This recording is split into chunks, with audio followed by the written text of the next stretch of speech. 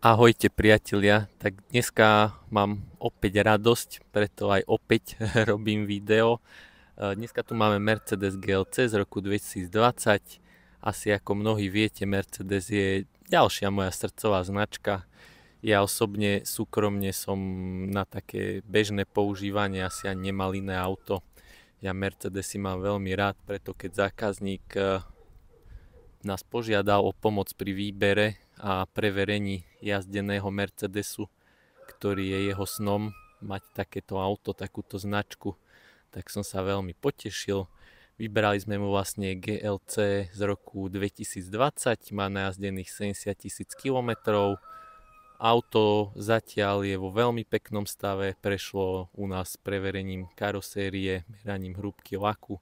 Všetky hodnoty sú v pôvodných hodnotách, čiže úplne super, až na tieto dvere, tam je nejakých 180 hrúbka, predpokladám, že nejaký škrabanec sa tam mohol riešiť, prelakovať, ale to je nič, to je úplne v pohode, super. Čo som si všimol, tak toto není škrabanec, ale sú to kúsky nejakého lepidla, možno nejaká reklama tam bola u predchádzajúceho majiteľa.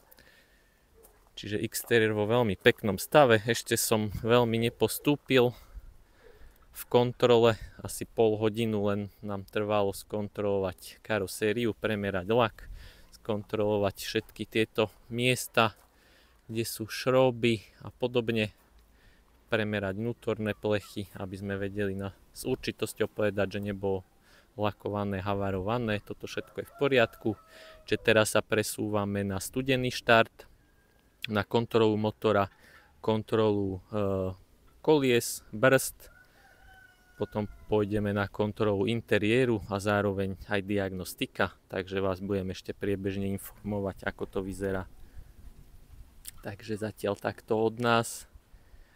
Pri tom studenom štarte ešte spomeniem, že na týchto motoroch zvykli odchádzať váhadla na motore, prejavuje sa tak, že motor znie na studeno jak traktor. Takže som zvedavý, či to bude v pohode, no snáď pri štvoročnom aute so 70 000 km to bude v pohode, takže ideme pokračovať v práci, ešte dobrú minimálne hodinku a pol máme pred sebou, tak vás budem informovať. Vidím, že Kohut nám tu bude pomáhať v tom.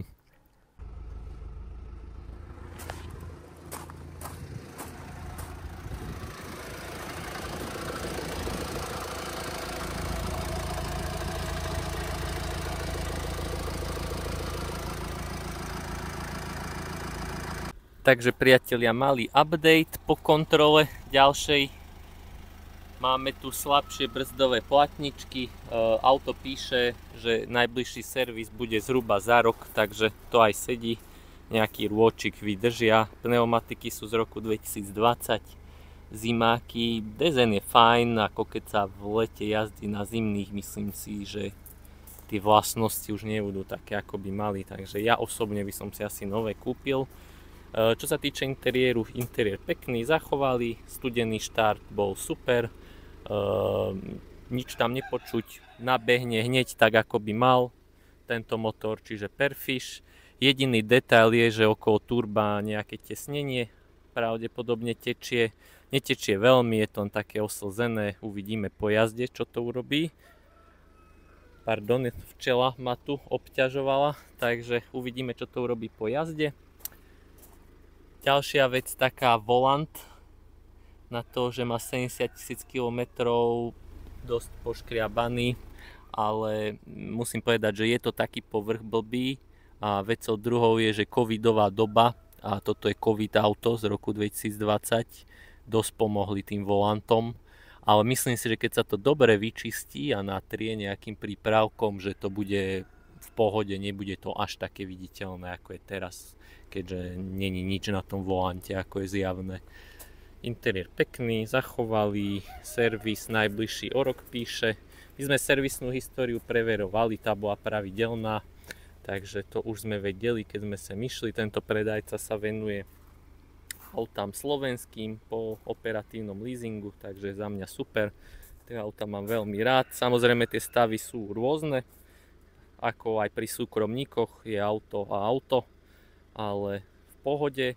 A ešte taký detail v kufri nám chýba, lepiaca sada, ale to si myslím, že v leasingovke už stihli vybrať, alebo možno nevrátil prenajímateľ tohto auta, takže to nám tak detailne chýba. Máme tu aj strešné okno, čo je pekná vec.